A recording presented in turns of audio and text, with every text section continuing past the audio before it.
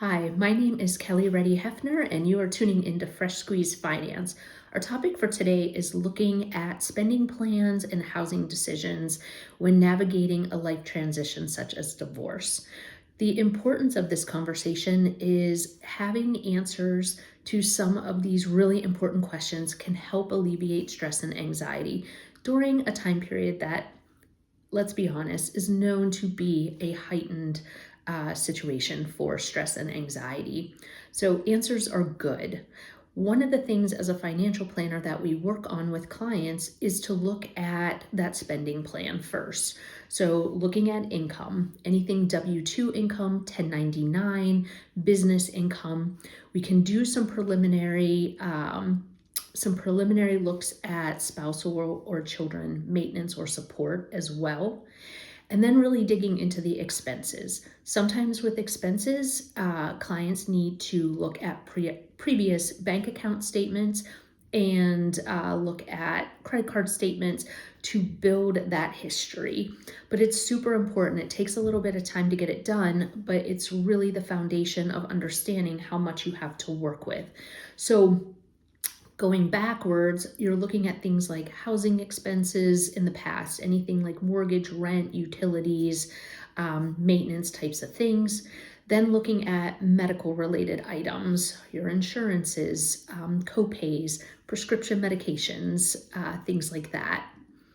And then transportation expenses. How much does it cost to have a vehicle or use public transportation or Uber, Lyft? And then one of the most difficult categories for clients inevitably are the personal expenses. They just tend to be the things that move quite a bit from month to month. So things like groceries, food, entertainment, charitable contributions, personal grooming, if you have a pet care. I think one of the other big categories that is a bit of a moving part is if you have children and expenses. It's probably not an if. When you have expenses associated with children, they also can be a bit of a moving target. Childcare is typically known if you have to pay for daycare or after or before care, but things like equipment, gear, tuition, grooming for them, their medical costs, therapists, counselors, entertainment, things like that. So that's really important. Once you've seen what's in the history, and that's really good for some of those annual expenses that you might not pay on a monthly basis, then the next step is to track what things look like for a pay period, 2 pay periods, to see if what you've done in the past is pretty historically accurate. From there, you can start to look at housing decisions. Typically, there are a couple options. Sell a house, distribute the proceeds. This isn't always a 50-50 if you're working on a settlement agreement. Sometimes the house split is a little bit different to offset other assets. Do you keep the house and leave it jointly titled? Does one spouse assume the mortgage or refinance and buy out the other?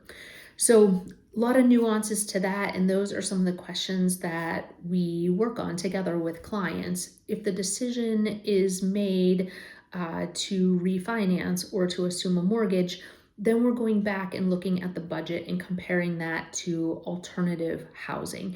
If you stayed in the home versus if you rented or purchased a different home, what makes the most sense for your individual financial needs? This is all super important in the context of other things that you want to accomplish too. Sometimes the home has a deeper meaning, sentimental value, is very convenient if there are children and school decisions, but it needs to fit in the context of everything else too. So are you able to work on other goals as well, saving for long-term things like retirement or financial independence, travel, being charitable minded, a change in your career, or starting a business? Thanks so much for tuning in, and I hope you have a great day.